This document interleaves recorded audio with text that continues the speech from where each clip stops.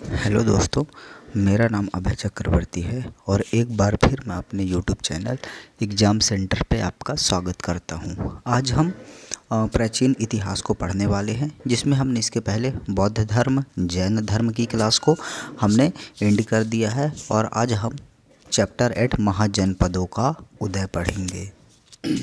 महाजनपदों के उदय की यदि हम बात करें तो इसमें हम देखिए कौन कौन से पॉइंटों को कवर करने वाले हैं कि उसका सामान्य परिचय पढ़ेंगे, है ना। राजतंत्रात्मक या गणतंत्रात्मक राजनीति पढ़ेंगे। फिर द्वितीय नगरीकरण यहीं से स्टार्ट होता है। मगध साम्राज्य का उद्भव विकास के कारण पढ़ेंगे और उसमें जिसमें राजनीतिक कारण, आर्थिक, सामाजिक, स्मरण शक्ति जो है क्या है, सामरिक कारण को भी हम पढ़ने वाले हैं। ठीक है, तो आइए हम जो है क्या है स्टार्ट करते हैं महाजनपदों का उदय। महाजनपदों का उदय पढ़ने से पहले हम देखते हैं कि कौन कौन से राज्यों की क्या राजधानी रही है और उनके क्या शासक रहे हैं। तो देखते हैं कि काशी, जो कि उत्तर प्रदेश में है, काशी इसकी राजधानी वाराणसी थी। मगध की राजधानी गिरिव्रज राजगृह और जो है क्या थी, पाटलिपुत्र थी। ठीक है, तो मगध की राजधानी 3 हुआ करती थी, एक राजगृह थी, फिर पाटलिपुत्र थी और गिरिव्रज था। और यहाँ के शासक जो है अजातशत्रु एवं बिंबिसार थे। तो याद रखिएगा कौन थे, अजातशत्रु और बिंबिसार थे। कौशल की बात करें तो कौशल की राजधानी श्रावस्ती और साकेत थी और यहाँ का शासक प्रसेनजित था। ठीक है, कौन था, प्रसेनजित था। वत्स की बात करें तो वत्स जो है इलाहाबाद या ग्वालियर वाला एरिया जो है वो उसको वत्स कहते हैं और वत्स की राजधानी कौशाम्बी थी। शासक की बात करें तो उदयन था। चेदी की बात करें तो चेदी बुंदेलखंड खजुराहो वाला क्षेत्र कहलाता था चेदी, और चेदी है ना। और इसकी जो है क्या है राजधानी की बात करें तो सोथिमती या सोधिमती या सुक्तिमती कहते हैं। ठीक है, कुरु या मेरठ की बात करें, जो दिल्ली वाला मेरठ दिल्ली वाला एरिया था उसको हम कुरु बोलते थे। और कुरु की बात करें तो इसकी राजधानी इंद्रप्रस्थ थी। क्या थी, कुरु की राजधानी इंद्रप्रस्थ थी। पांचाल की राजधानी अहिछत्र काम्पिल्य थी। ठीक है, पांचाल की राजधानी क्या थी, अहिछत्र और काम्पिल्य थी। मत्स्य की राजधानी विराटनगर थी। सूरसेन की राजधानी मथुरा थी और अवंती की राजधानी उज्जैनी और महिष्यमती थी और यहाँ का शासक चंडप्रद्योत था। ठीक है, और आंध्र प्रदेश अस्मक जो था उस समय, अस्मक कहाँ किस क्षेत्र में आता था, आंध्र प्रदेश वाले राज्य में। और अस्मक की राजधानी की बात करें तो पोतन, प्रतिष्ठान या गोदावरी नदी के आसपास वाला क्षेत्र था। कंबोज राजपुर या हाटक राजधानी थी। गांधार की राजधानी तक्षशिला, तो जनरली पता ही होगा कि गांधार की राजधानी जो थी क्या थी, तो गांधार की राजधानी जो है तक्षशिला थी। वज्जी या संघ की वैशाली थी। मल्ल यूपी में है। पावा या कुशीनगर था। ठीक है, और अंग की बात करें तो चंपा। ठीक है, और यहाँ ब्रह्मदत्त शासक रहता था। ठीक है, तो इसको जो है क्या है एक बार और देखते हैं हम इसको रिवीजन के तौर पर, और इसको ट्रिक से जो है क्या है याद करने की कोशिश करते हैं। जैसे कि पहला हो गया काशी। ठीक है, काशी का जो है क्या है वाराणसी, इजी है, याद हो जाएगा। मगध भी जनरली याद हो जाएगा, बहुत ही फेमस जगह है जिसमें 3 राजधानियाँ थी, है ना, 2 राजधानियाँ थी, राजगृह और गिरिव्रज एक हो गई। ठीक है, राजगृह को गिरिव्रज कहते थे और एक हो गई पाटलिपुत्र। ठीक है, और यहाँ का शासक अजातशत्रु और बिंबिसार। हालांकि ये सब आगे जाके आपको रट जाएंगी, पूरी याद हो जाएंगी जब हम एक एक राज्य के बारे में पढ़ेंगे और वहाँ के शासकों के बारे में पढ़ेंगे, राइट। तो इतना लोड लेने की आवश्यकता नहीं है, फिर भी एक बार और देख लेते हैं इसको। कौशल की बात करें तो कौशल जो है ये साकेत और श्रावस्ती था। तो देखिए हम इसको ट्रिक से देखते हैं कैसे, कि काशी का हो जाएगा वाराणसी, एकदम सिंपल है। मगध का हो जाएगा राजगृह पाटलिपुत्र और वे गिरिग्रज ही हैं। ठीक है, और कौशल का, अब देखो कौशल से अब हम ट्रिक बनाना स्टार्ट करेंगे। जैसे कि कौशल मतलब क्या होती है, स्किल्स होती है। क्या होती है, स्किल। कौशल मतलब सीखना। तो भाई जिसके पास कौशल होगा वो श्रम थोड़ी ना करेगा। ठीक है, तो श्रम से क्या हो जाएगा, श्रावस्ती। ठीक है, तो वो श्रम नहीं करेगा, श्रावस्ती यार, राइट। तो क्या हो जाएगा, कौशल का हो जाएगा श्रावस्ती। कौशल है आपके पास तो आप श्रम नहीं करोगे, कौशल से श्रावस्ती। दूसरी बात है वत्स। वत्स का है कौशाम्बी।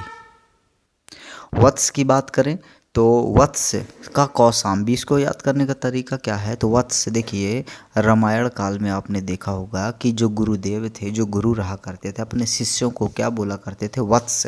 भगवान राम को ही कई बार गुरुदेव ने क्या बोला है? गुरु जी ने बोला है वत्स, तुम इस राक्षस का वध कर दो वत्स।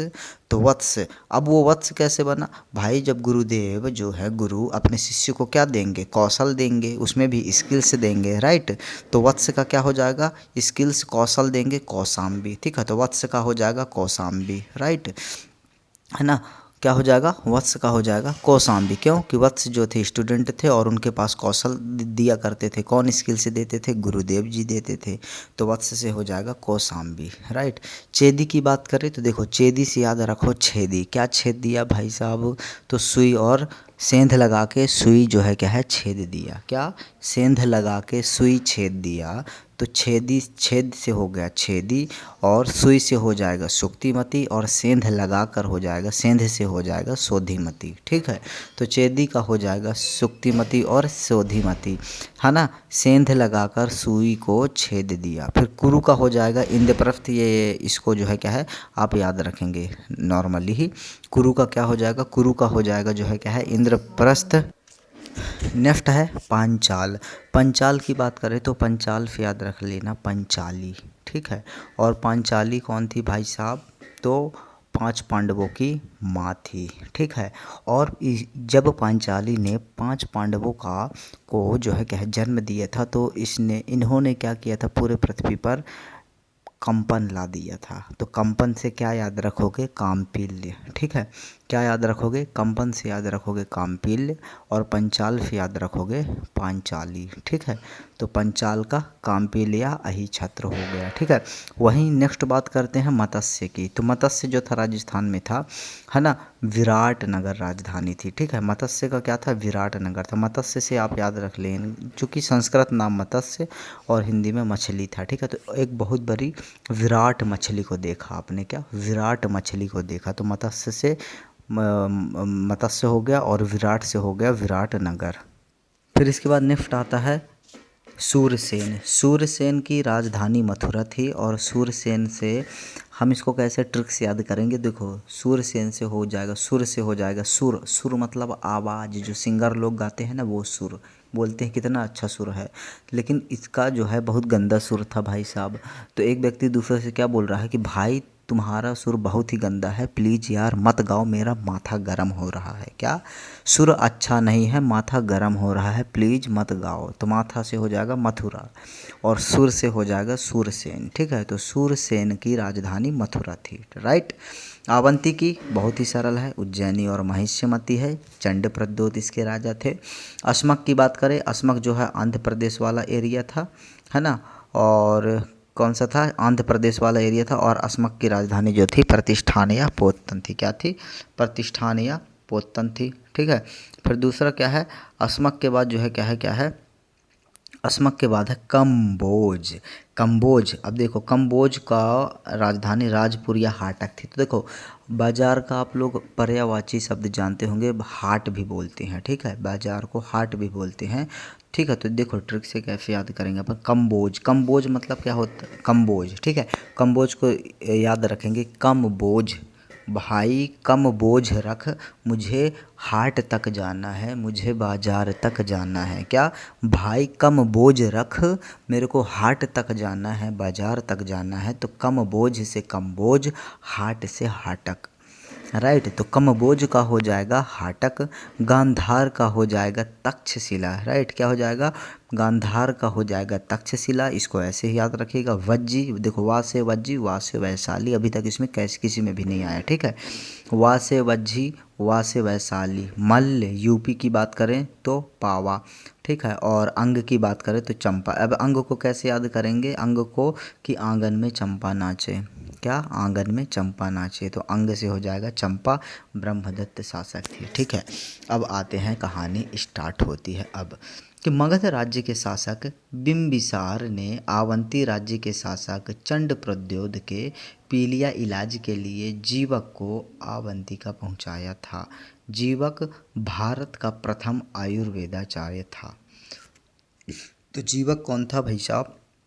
तो जीवक जो था भारत का प्रथम आयुर्वेदाचार्य था। ठीक है, तो यहाँ से देखिए बिंबिसार मगध का शासक हुआ था पहले। ठीक है, बिंबिसार ने अवंतिका के राज के शासक चंड प्रद्योत, चूँकि इसका एक फ्रेंड था चंड प्रद्योत, तो चंद प्रद्योत के पीलिया हो गया था भाई साहब इसके फ्रेंड को। ठीक है, मान लीजिए कि तो जो है क्या है, चंड प्रद्योत को पीलिया हो गया था, तो पीलिया को इलाज करने के लिए इसने जीवक नामक वैद्य बुलाया था। और कहाँ से बुलाया था जीवक नामक वैद्य? अवंतिका से बुलाया था। ठीक है, अवंती से बुलाया था, है ना। तो जो है क्या है, इसको फिर चंड प्रद्योत को जो है क्या है, पीलिया से राहत दिलाया इसने। जीवक जो है भारत का प्रथम आयुर्वेदाचार्य था। द्वितीय नगरीकरण की बात करें, द्वितीय नगरीकरण है ना, प्रथम नगरीकरण किसको कहते हैं? तो सिंधु घाटी सभ्यता को। ठीक है, प्रथम नगरीकरण कहते हैं। अब द्वितीय नगरीकरण अपना मगध राज्य से स्टार्ट होता है। क्या होता है? द्वितीय नगरीकरण की बात करें तो पहला जो है सिंधु घाटी सभ्यता का नगरीकरण, और दूसरा जो है महाजनपद काल का नगरीकरण कहते हैं। 6वीं शताब्दी में राजनैतिक इतिहास की दूसरी सबसे बड़ी विशेषता इसका नगरीकरण था। इतिहास में प्रथम नगरीकरण की संज्ञा हड़प्पा सभ्यता को दी जाती है, जबकि द्वितीय नगरीकरण की संज्ञा महाजनपदों को दी जाती है। राइट, जैसे कि हमने इसके पहले बात की थी। 16 महाजनपदों के उदय एवं नगरीकरण लोहे की भूमिका को लेकर इतिहासकारों के मध्य विवाद रहा है। डी कौशाम्बी एवं R.S. शर्मा के अनुसार द्वितीय नगरीकरण में लोहे की महत्वपूर्ण भूमिका थी। ठीक है, हालांकि लोहे की खोज की बात करें तो उत्तर वैदिक है ना, उत्तर मतलब वैदिक काल में तो हो गई थी, लेकिन उसका प्रयोग उतना नहीं हुआ था। सबसे ज़्यादा प्रयोग इसका उत्तर वैदिक काल में हुआ था। ठीक है, याद रखिएगा उत्तर वैदिक काल में। ठीक है, और जब लोहे का प्रयोग हो गया तो साधारण सी बात है महाजनपद काल तक ये चलेगा, है ना। तो द्वितीय नगरीकरण में लोहे की महत्वपूर्ण भूमिका थी। भैया कैसे द्वितीय नगरीकरण में लोहे का उपयोग हुआ होगा, आगे बढ़ते हैं। उनका मानना है कि लौह उपकरण की सहायता से क्या किया, कि लौह उपकरण की सहायता से जो मानव थे क्या किए थे, गंगा घाटी के जंगलों को साफ किया गया। ठीक है, लोहे से बनाया बढ़िया टंगिया, ठीक है ना, या फिर हाँ टंगिया बनाया भाई साहब, कुल्हाड़ी बनाया, है ना, अपने भाषा में बोल रहा हूँ। ठीक है, कुल्हाड़ी बना के जितने पेड़ लगे थे गंगा नदी के किनारे, गंगा के विशाल उत्तर मैदान में, उन सबको फटाफट एक तरफा एक तरीके से लेके क्या कर दिया, पूरा काटना स्टार्ट कर दिया, जंगलों को साफ कर डाला, और उनके लिए क्या किया, उनके स्थान पर जो है क्या है, मकान खड़े करवाए गए। ठीक है, तो इसको नगरीकरण बोलते हैं। देखिए आगे पढ़ते हैं। उनका मानना है कि लौह उपकरणों की सहायता से गंगा घाटी के जंगलों को साफ किया गया, है ना, और साथ ही कृषि के लिए लोहे को फाल, कुदाल एवं हाशिए का प्रयोग किया गया। इन प्रयोगों के माध्यम से कृषि व उद्योगों का विकास हुआ व द्वितीय नगरीकरण प्रारंभ हो गया। राइट, तो नगरीकरण का मतलब यहाँ वो नहीं है भाई साहब कि बहुत ही पक्के पक्के मकान होंगे, है ना, जो आप लोग सोच रहे हो। ठीक है, यहाँ पे क्या है, जो है क्या है, यहाँ पे नगरीकरण, द्वितीय नगरीकरण का अर्थ ये है कि उन जंगलों को साफ करके कृषि योग्य भूमि बनाई गई, है ना, और बहुत सारे उससे उपकरण बना के लोहे से जंगलों को साफ करके कृषि योग्य भूमि बनाई गई, जिससे वहाँ क्या हुआ, वहाँ उद्योगों का विकास भी हुआ। चूँकि कृषि होगी तो उद्योग तो होगा ही, स्वाभाविक सी बात है। उद्योगों का विकास हुआ, और फिर उद्योगों का विकास हुआ तो फिर जो है क्या है, वहाँ पर उस एरिया में या फिर उस ज़मीन पर जो है क्या है, मकान भी बने, रोडें भी बनी, है ना, सब बना। तो इसी को हम द्वितीय नगरीकरण कहते हैं। लोहे के विकास से कृषि उत्पादन में वृद्धि हो गई, और राजनीतिक, है ना, क्या है कि लोहे के विकास से जो है क्या है, लोहे के विकास से कृषि उत्पादन में जो है क्या है, वृद्धि हो गई। ठीक है, राजनीतिक स्थिरता, है ना, जिससे कि व्यापारिक वाणिज्य में बढ़ोतरी हुई। राजनीतिक स्थिरता जिससे व्यापार वाणिज्य में वृद्धि हुई। सामाजिक एकजुटता, परिणामतः क्या हो गया, सामाजिक एकजुटता बढ़ी, और एकजुटता के कारण क्या हुआ, एकजुटता के कारण सामाजिक एकजुटता परिणामतः धार्मिक और अंधविश्वास में कमी आई। लौह के औजारों व हथियारों ने सुरक्षात्मक माहौल तैयार किया, जिससे व्यापारी निर्भीक हुए, है ना। नवीन नगरों का विकास हुआ, जैसे पाटलिपुत्र, राजगृह और मगध, और इसमें मगध उभर कर सामने आया। आर्थिक कारकों में नगरों का विकास किया गया, जिससे कि आर्थिक समृद्धि में वृद्धि हुई, और साथ ही साथ व्यापार भी बढ़ने लगा। उपयुक्त तथ्यों के माध्यम से यह स्पष्ट होता है कि महाजनपदों का उदय अपने आप में द्वितीय नगरीकरण की घटना थी, जिससे लोहे की भूमिका के साथ साथ अन्य आर्थिक गतिविधियां एवं सामाजिक गतिविधियां भी विद्यमान थी। तो देखिए क्या होता था कि जैसे ही इसमें जो है क्या है, महाजनपद काल में लोहे का प्रयोग किया गया, राइट। लोहे का प्रयोग जैसे ही हुआ तो एक उत्तर भारत के एक बहुत सारे घने जंगल को क्या किया गया, जंगल को काटा गया, पेड़ों को काटा गया और वहाँ से पेड़ों को काटने के बाद कृषि योग्य जो है क्या है, भूमि बनाई गई, राइट। कृषि योग्य भूमि बनाने के बाद वहाँ पे कृषि की गई, कृषि हुआ तो उद्योगों में जो है क्या है, विकास हुआ, उद्योग धंधों का विस्तार हुआ, उद्योग धंधों का विस्तार हुआ, जिससे क्या हुआ, लोगों की आर्थिक स्थिति में सुधार आया और आर्थिक स्थिति में सुधार आया, है ना। तो फिर उन्होंने क्या किया कि मार्केट से जो है क्या है और परचेस किया, मार्केट से और परचेस किया और मार्केट से परचेस करने के लिए फिर मार्केट में सामान भी होना चाहिए। तो इससे क्या हुआ, उद्योग धंधों का बहुत ही ज़्यादा यहाँ पर विकास होने लगा, नई नई चीज़ें बनने लगी, राइट। चूँकि लोहे के उपयोग ने क्या किया, लोहे के उपयोग ने फिर उद्योग धंधों के विकास के साथ व्यापारी वर्ग सामने आया और उनकी सुरक्षा के लिए ये जो एक महत्वपूर्ण उपकरण के रूप में भूमिका निभाया, ठीक है, जो है क्या है, महत्वपूर्ण उपकरण के रूप में जो है क्या है, ये क्या किया भाई साहब, जो है क्या है, भूमिका निभाया, है ना। और सामाजिक एकजुटता और परिणामता जो है क्या है, धार्मिक अंधविश्वासों में भी कमी आई द्वितीय नगरीकरण की व्यवस्था में, ठीक है। इतना के बाद हम देखते हैं कि मगध साम्राज्य का उदय आखिर कैसे हुआ। मगध साम्राज्य की यदि हम बात करें तो मगध साम्राज्य 600 ईसा पूर्व में, क्या 600 ईसा पूर्व में, है ना, 16 महाजनपदों में से एक था मगध, ठीक है, 16 महाजनपदों में से एक था मगध। परंतु क्रमशः मगध के शासकों ने अन्य महाजनपदों को, है ना, अपने में विलय करना प्रारंभ कर लिया। यहीं से मगध का उद्भव होने लगा और मगध उद्भव की इस घटना को मगध साम्राज्य कहते हैं, राइट। उद्भव के क्या कारण थे, मगध के उद्भव के क्या कारण थे, तो उद्भव के कारण को यदि हम देखें कि किसी भी साम्राज्य के उद्भव में उसकी शासक की राजनीतिक, धार्मिक, सामाजिक नीतियाँ बहुत ही महत्वपूर्ण होती हैं। धार्मिक नीतियाँ भी, सामाजिक नीतियाँ भी जो है क्या है, बहुत महत्वपूर्ण होती हैं, ठीक है। और साथ ही उन शासकों का शासन चलाने में महत्वपूर्ण भूमिका होती है। अब कैसे कि राजनीतिक क्षेत्र में जो है क्या है, शासकों की कैसे भूमिका होती है, धार्मिक रूप में कैसी भूमिका होती है और सामाजिक, देखिए समझ आते हैं, ठीक है। देखिए किसी भी साम्राज्य के उद्भव में, किसी भी साम्राज्य में एक राजा होता है।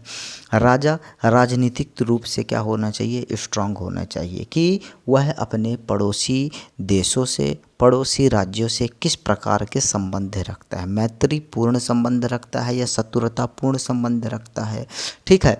तो उसकी ये जो रूपरेखा है, यह उसके राज्य की क्या करती है, राजनीतिक व्यवस्था को मजबूत करती है। मैत्रीपूर्ण संबंध होंगे तो बहुत ही अच्छी बात है और शत्रुतापूर्ण होंगे तो फिर जो है क्या है, ये खराब बात है किसी भी राज्य की राजनीतिक व्यवस्था को सुदृढ़ रखने के लिए, राइट। धार्मिक स्थिति क्या है कि उसके राज्य में जो लोग रह रहे हैं उस राज्य के लोगों के धार्मिक कार्यों में हस्तक्षेप ना करना, कोई कानून नियम ना बनाना, जिससे कि जो वहाँ के आम लोग हैं उनको धर्म संबंधी जो है क्या है, अपने धर्म को जो है क्या है बचाने के लिए संघर्ष ना करना पड़े, है ना। तो ऐसे कानून और नियम विनियमों का निर्माण ना करना जिससे कि आम जनता परेशान हो। तो धार्मिक रूप से भी इसको स्ट्रांग होना चाहिए शासक की, तभी तो उसके राज्य का विकास होगा, है ना। हम उदाहरण के तौर पर देख सकते हैं कि आगे जाके जब अकबर ने सर्व धर्म समभाव की स्थापना की थी, है ना, राइट। फिर दूसरा है सामाजिक नीतियाँ। उनकी सामाजिक नीतियों में भी कोई हस्तक्षेप नहीं करना चाहिए। उनकी राजनीतिक नीतियों सामाजिक और जो परंपरागत जो संस्कृति है उनकी, राइट, उनका जो है क्या है और संरक्षण करना चाहिए, राइट। तो यही जो है क्या है, एक राजा को उसके साम्राज्य के विकास में महत्वपूर्ण भूमिका निभाता है। तो यही लिखा है कि किसी भी साम्राज्य के उद्भव में शासकों की राजनीतिक एवं धार्मिक सामाजिक नीतियाँ महत्वपूर्ण होती है। साथ ही उन शासकों का शासन शासन को चलाने में महत्वपूर्ण भूमिका होती है। मगध पर लगातार कई वर्षों तक एक से बढ़कर एक शक्तिशाली राजवंश व महाशासक आते चले गए और इन्होंने विजित एवं कूटनीतिज्ञ तरीकों से मगध का विस्तार किया गया और उनके इस कूटनीतिज्ञ तरीकों से मगध का संपूर्ण भारत में विस्तार होता चला गया। मगध पर सबसे अंत में नंद वंश के शासक घानानंद आया। कौन? घानानंद आया था और घानानंद की अकुशल रणनीति के कारण मगध का पतन हो गया। बहुत ही अत्याचारी मगध का जो शासक घानानंद था बहुत ही क्रूर शासक था, बहुत ही अत्याचार शासक था, तानाशाह शासक था। जनता इससे बहुत ही जो है क्या है तृप्त हो चुकी थी इसके गलत नीतियों के कारण। राइट। घानानंद के समय ही भारत पर सिकंदर का आक्रमण होता है। मगध पर 600 ईसा पूर्व से 321 ईसा पूर्व तक 3 प्रमुख वंशों ने शासन किया है। ठीक है। प्रथम वंश हर्यक वंश को पितृहंता वंश भी कहा जाता है ना। पिता की हत्या करने वाला, क्या?